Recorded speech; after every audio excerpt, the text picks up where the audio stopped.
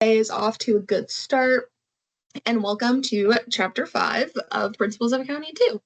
So if you kind of think about what we have done so far in this class, we've introduced managerial accounting. We feel comfortable knowing we're preparing, kind of like ad hoc, as needed, different types of reports for different users within a company. They're internal, okay? We've introduced these concepts of costs, right? Are they manufacturing costs by DMDLOH? Are they period costs, selling general and administrative expenses? Do they hang out on my balance sheet for a period of time? Do they go straight to my income statement? And also, what are some different types of systems that I could use to track my costs? I could use job order costing because I have specific projects that I can trace all those costs to that specific project, like a construction entity.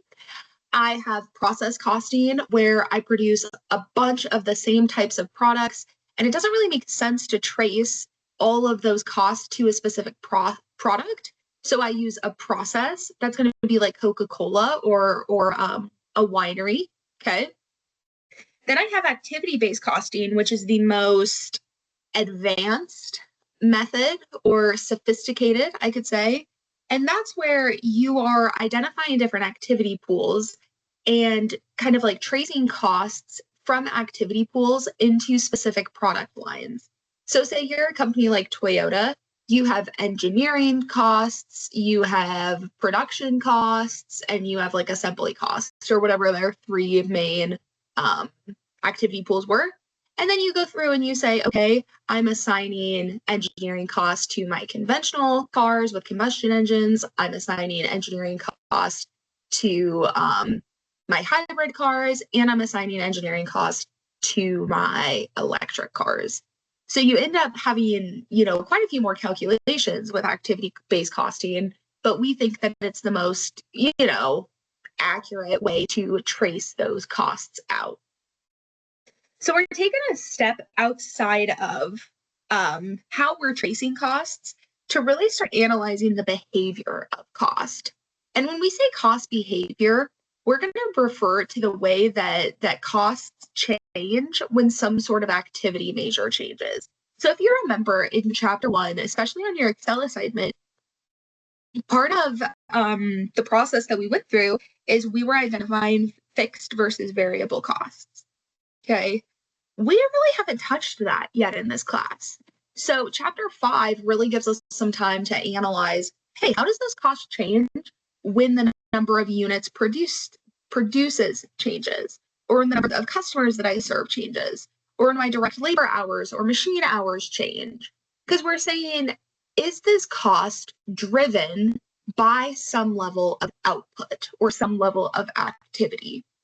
So one thing that we have to remember when we're analyzing cost behavior is we have something that's called the relevant range. And that is saying, hey, this is kind of like a closed or I want to say finite range, right? Where this is where I can expect my assumptions to hold true. So we're going to talk about Starbucks a lot in this chapter. And the relevant range for Starbucks, well, we have to say, hey, each Starbucks location can only serve so many people an hour, right? Whether that's due to the square footage in your building, whether that's due to the amount of espresso machines that you have, you cannot serve an unlimited amount of customers at any given Starbucks location, right? And that's true for every company. So we have to hold that true and have to keep this in the relevant range in order for any of these kind of like subsequent evaluations that we're about to perform to hold true. So think back, blank costs stay the same in total, but change per unit, versus blank costs that change in total, but stay the same per unit. See if you can fill both of these out. Pause the video and then see what you come up with. So the first thing I'm going to look at is that they stay the same in total. So what that tells me is that's a fixed cost. So this is going to be my rent, for example, right? My rent, I have to pay, or Starbucks has to pay the same amount in rent, regardless of how many cups of coffee they serve, okay? But say you pay $1,000 in rent and serve 100 cups of coffee, well, then your fixed cost per unit equals 10. I shouldn't have been hard about that. But then say your rent payment of 1,000, that's the same, but you serve 1,000 cups of coffee. Well, then your fixed cost per unit goes down to only $1. Okay. So notice this 1,000 stays the exact same, but hey, if my output or the level of customers that I serve changes, well, then that means my per unit changes. Okay. So that means the only other option I have here is that my variable costs change in total, but stay the same per unit. That's going to be like DM, DL, or OH, right? Like, hey, it costs me $1 in DM, say coffee beans to produce a cup of coffee. It's always going to cost me $1 in DM per cup of coffee. But if I only serve, 100 customers over here, I have $100 in DM for 100 serves. Now compare that to if I serve 1,000 cups of coffee. Well, then I have $1,000 in DM if I serve 1,000. Okay. So it changes in total, right? 100 versus 1,000, but this per unit stays the same. So that's exactly what you see here on this screen. Notice the gray area right here. That's going to kind of hold our relevant range true. And we're going to see that those variable costs increase as my activity increases. But my variable cost per cup of coffee, my DM, DLOH, that's the same regardless, or, like per cup of coffee that I serve. So what are some examples of variable costs for Starbucks? It's going to be like coffee beans, cups, lids, hourly wages, right? Because you probably, and think about the hourly wages that I just said. If you have ever been to Starbucks like early in the morning, I'm gonna go ahead and venture to say that they probably hire more people during busier hours. So maybe they hire, 4 baristas during the 8 a.m. rush, but then they only have 3 baristas working from 9 to 11 before the lunch rush, right? So the amount of cups of coffee you serve are gonna, directly, indicate how many workers you need to hire. Compare that to my fixed costs. So again, fixed costs within my relevant range are going to remain constant regardless of if my activity increases. But my per cost per cup of coffee, well, she starts coming down, right, as my activity increases. So what are some fixed costs? Any sort of say you have I'll say a store manager. Well, they're going to probably earn a salary. And so I'll specify that salary. Any sort of rent that you have, any sort of depreciation on your equipment, etc. So fixed costs, one thing that we need to notice is that when we say a cost is fixed, it doesn't mean that it can never change. Okay, it just means that it doesn't change due to a specific measure of activity. So sometimes I think people are like, okay, well, obviously my rent, they can increase my rent next year. Well, sure, but your rent still is not being driven by the amount of cups of coffee that you serve, right? That's kind of independent. It's independent of that specific cost measure, okay? So another kind of branch, or we have kind of two things to think about with fixed costs is, hey, is this discretionary or is this committed? Excuse me. So discretionary costs, well, that means my manager has a little bit of say over my spending. So you'll notice if the company isn't performing well, the first thing that they're going to cut are employee training programs. I worked at KPMG during a time that the market was declining. And just fun fact for you, this is kind of outside of this, but when the market starts declining, one of the first expenses that businesses cut are going to be any sort of consulting services. And KPMG had a big consulting arm. So our consulting business was kind of hurting at the time. And when that consulting business is hurting, they're not going to send people to go train. They're not going to have their employees pay for their employees to get $2,000 plane ticket and put them out in a hotel to go train. No, you're not going to do that, right? But the whole thing is managers have discretion over that level of spending. What else might you see? Advertising, right? Maybe I'm not going to buy a monthly advertising because, hey, I'm not doing super well. I think everybody knows about the Starbucks on 27th and Superior or whatever that is by the Walmart. We're going to be fine. Think about how that's different than a committed fixed cost. And that's when managers are really locked in due to long-term contractual agreements. So this is going to be like a long-term lease. A lot of the times, especially for commercial properties, right? So where headquarters are at, where stores are at, you're locking yourself in much more than just like a year lease, like what we might have if we go get an apartment or something, okay? So you might have like a 5, 10, 15, some people have like a 30-year lease. And that's going to say, you know, hey, I'm committed to paying this. I can't just decide that my business isn't performing well, so I'm not going to pay rent. Okay, I'm committed to that. Depreciation of PP&E, that's the exact, I mean, it's really the same thing. The amount of property, plant, and equipment that you have to depreciate that to be in accordance with US GAAP. So you don't really have discretion to just say, I'm not going to take depreciation expense. That would be called fraud. So I'm going to write that. That would be fraud. Don't do that. But in any event, right, with fixed costs, increasing production lowers the average cost per unit, but it doesn't necessarily translate to increased profits. Okay, so a lot of people are like, okay, well, why would I not just want to decrease my fixed cost per unit as much as I can? Well, because then you have to also say, well, how much are my lid expenses going up by? How much are my cup expenses going up by? Do I have to now figure out new warehouses to put my products in because I'm, you know, trying to sell so much and I need to store what I have? So yeah, increasing production to an extent, it does lower the average cost per unit produced, but you got to make sure that your sales are increasing by more than the variable cost. So we'll talk a little bit more about how we look at that contractually. So the next type, you know, you have your variable and your fixed. I think those are kind of straightforward. You also have something called step variable costs. So what this is you can kind of see these like little tiny little stair steps that are going up by the cups of coffee that you serve. So this is like my independent metric here. So we rely heavily on part-time labor, and managers try to schedule more workers when customers are expected. Once employees are on the job, they must pay them regardless of how many customers they serve. Okay, so this is a really good example of, hey, I hire 5 baristas during the busiest time of the day, but once those baristas are there, I'm locked into paying them their hourly rate, right?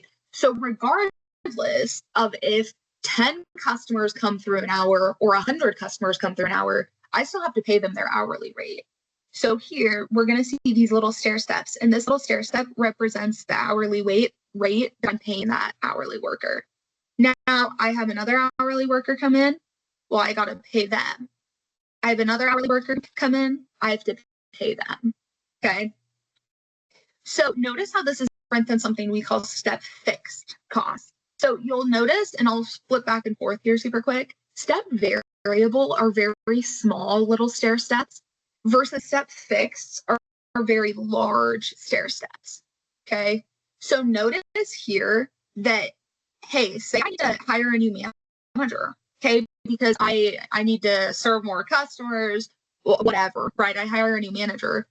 Well, I hire a new manager, and this is going to be the salary that I pay. And I probably, you know, I probably don't need to hire 2 or 3 new managers at a time, right? But maybe I expand my operations, and now I'm going to open up a new store, and now all of a sudden I need to hire a new manager. And so you see that relevant range, and you see that stair step be a little bit bigger and a little bit wider. Okay. So the last kind of cost to consider here is something that we call mixed costs. And mixed costs, they contain kind of a fixed portion that stays the same and a variable portion that increases with activity. So something like utilities is going to be a good example of this. Okay.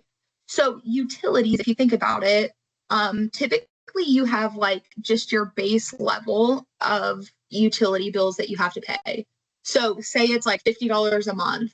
Okay, so you pay $50 a month plus, right, then any activity that you use.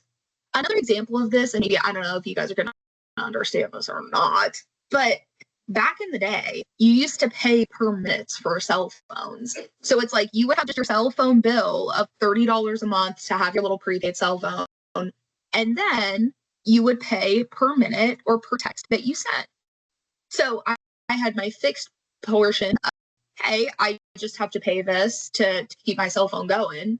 And then I have my variable that's dependent on the amount of activity that I use. So the amount of text that I send, or the amount of, you know, kilowatt hours that I use my utility.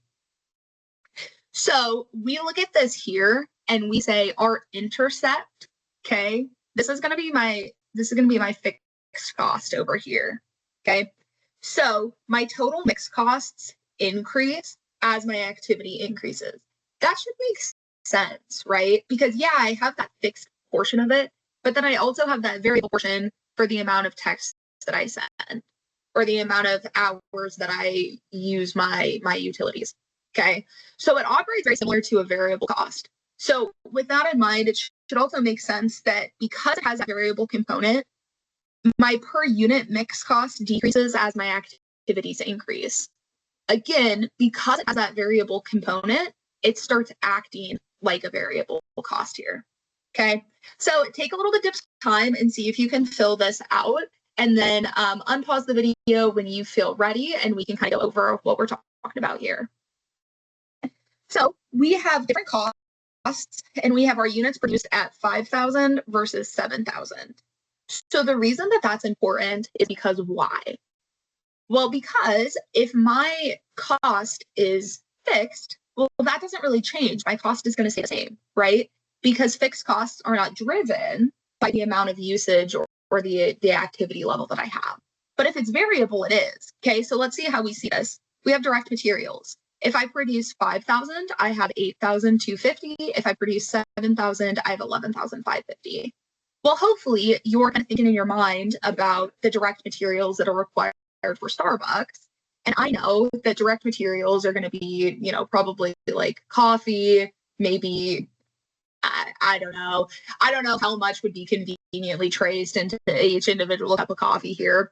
So let's just say coffee beans.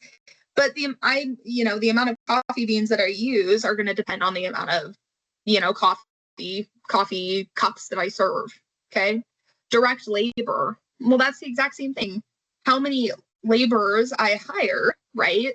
The amount of hourly wages that I pay are going to be driven on the amount of cups of coffee that I serve, right? Because I'm only going to hire people to serve that level of coffee.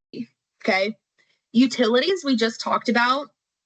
Typically you see that as a mixed charge or a mixed cost, because it's going to have that fixed component or a base charge, and then that variable component, which is going to be your cost based on your usage.